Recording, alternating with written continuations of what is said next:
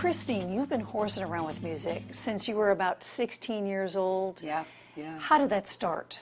My parents in Cheshire, at the time, a little suburb of New Haven. My parents were the parents that let us rehearse in the basement. They let us keep the PA in the basement. They were the best. My little sister used to fall asleep with her ear on top of the PA. I still don't know how she didn't go deaf. So my brother and I had a little teen band and called the Wrong Black Bag, and that's how we started, with the support of our parents, really. And my father drove us around. We played teen dances, and the band's very first gig, I doubled as the go-go dancer. I got up on a little desk, and in between that I would jump down and I would sing, and then I would get up and I would frug, and I would go back down and sing. And that's how grassroots it was in the beginning. For those folks who have been around New Haven a long, long time, there was a band called the Scratch Band in the 70s. Did you elevate yourself from 16 years old, from the basement in your house, to the Scratch Band? Take me from there to the Scratch Band and what that meant to New Haven and all the great people that came out of it. Yeah. The Scratch Band was, I guess, people tell me now, it was a really pivotal band. My brother and I started the band with a few other people. In the beginning, in the middle, we had a band called Fancy. There's a band called Fancy that made one record, and then that sort of evolved into the Scratch Band. We put out a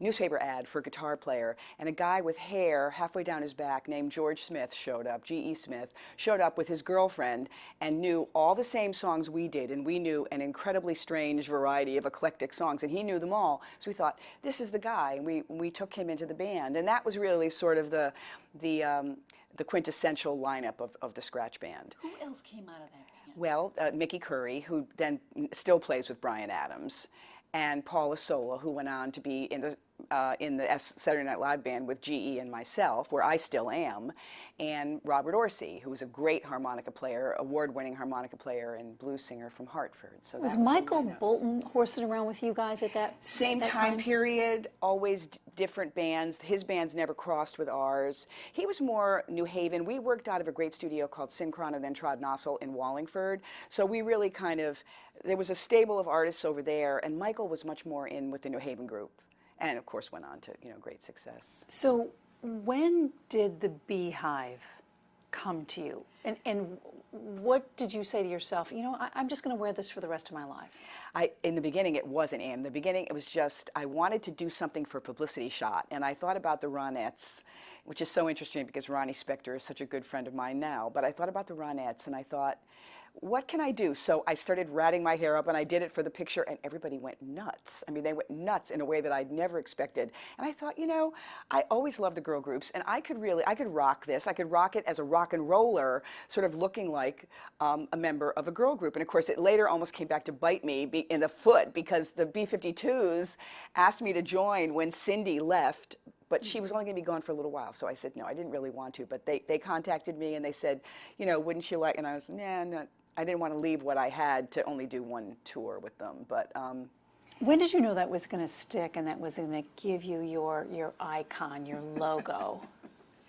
I don't know. I mean, probably about 2 years into it, maybe, after I'd been doing it, and someone dubbed me the Beehive Queen. I did not dub myself by any stretch of the imagination. Somebody started calling me that. And the next thing I knew, they were making posters, and they were making T-shirts, and, with this Beehive Queen thing. So I thought, well, it's fine. I mean, I love it because it lets me put on a persona in order to perform, and I've always thought that that's really a gift, because I'm able to sort of assume almost another personality, When I'm teasing my hair up, it's almost like a ritual, and it's great. Christine, describe your music for me, and what do you like to write?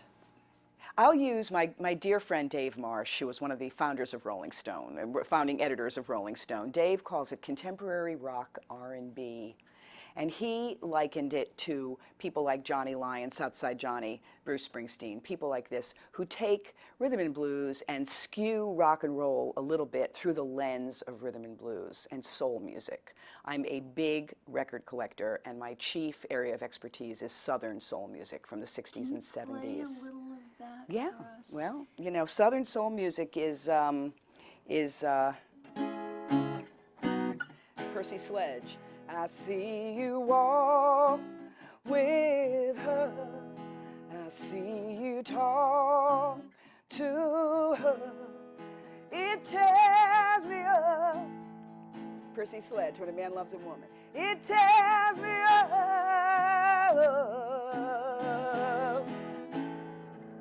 That didn't work very well. Can we do that again? That's okay. It was That you just even made it worked sound terribly. good, even though it wasn't tuned. But you have gone through a lot of reinvention as of late, I'll say. Yeah. You're in the Saturday Night Live band, Yes. and that's a love for you. Oh, And you're going back again in November. Yes, well, we're back now, actually. We'll be back in 2 weeks. And so what does that mean to you, and what does the reinvention, because I see you everywhere. I see you playing for causes for breast cancer. You're going down to Alabama to do something. Yeah. You're doing something in Vegas for rockers. Yep. Describe who Christine Ohlman is now in 2012. Well, you know, as a singer-songwriter and someone who has a real love of American roots music, I'll just sort of go wherever I can to play that kind of music and to connect with people. Connecting with people is a big thing with me, and using music to connect with people. And I'm lucky to be aligned with a couple of very stunningly great charities. One of them is the New Orleans Musicians Clinic, and I'll be in New York City with the Radiators, some of the Radiators, on the 11th of October. October is Breast Cancer Awareness Month, as you know. I'll be at the Waterfire in Providence, Rhode Island on the 6th of October for the Gloria Gemma Research Foundation. I have this compilation in Alabama that I'm on for breast cancer research with Shelby Lynn and the Oak Ridge Boys. People reach out to me, and if I think that it's something that touches my heart, I'm only too glad to participate. But Christine Ohlman and Rebel Montez is really my first love. I have 6 records with them and a DVD, a concert DVD. And who is that for folks that don't know? Rebel Montez are 3 musicians, 2 from Connecticut, Larry Donahue on drums and Michael Colbath on bass, and Cliff Goodwin from Worcester, Massachusetts. And we have a touring guitarist named Chris Bickley, who's also from Connecticut. And we record out of his little studio great studio in West Haven called Horizon Music Group. So that's owned by my brother, Vic Steffens. So that's sort of my home. But I spend a lot of time in New York, and a lot of time on the road too. Obviously, you know, I go where the music takes me, which is a wonderful thing for me to be able to say. You know how they say your life is something that happens while you're making other plans, and I ended up to have this life, Anne, and I'm very grateful. Well, you are one of those rockers that gives back, constantly giving back, which is kind of rare. Not everybody gives back. I would agree with you. I think it is sometimes rare, but I think we need to do it more, and as a society, I think we need to do it more. I feel sort of a little shift happening, maybe because so many people are hurting so much. I feel a little shift. I don't know about you, but I feel the same way. In your work, you certainly see everything, the good, the bad, and the ugly, you know. And but we need to sustain each other, I think, and lift each other up, as they say in the gospel songs. Lift each other up. In closing, big plans, if I said to you in the next 2 years, you're going to keep on keeping on, or are big things coming again for you? Well, I'll have a new record. I'll be making a new record in 2013. Some of it I'm going to record down south, I think, in Muscle Shoals, Alabama. Oh, how so I'm awesome. really excited about that. I'm pretty well set on that idea. And, you know, this year, 2012, Carnegie Hall, I did the Rock and Roll Hall of Fame induction in Cleveland.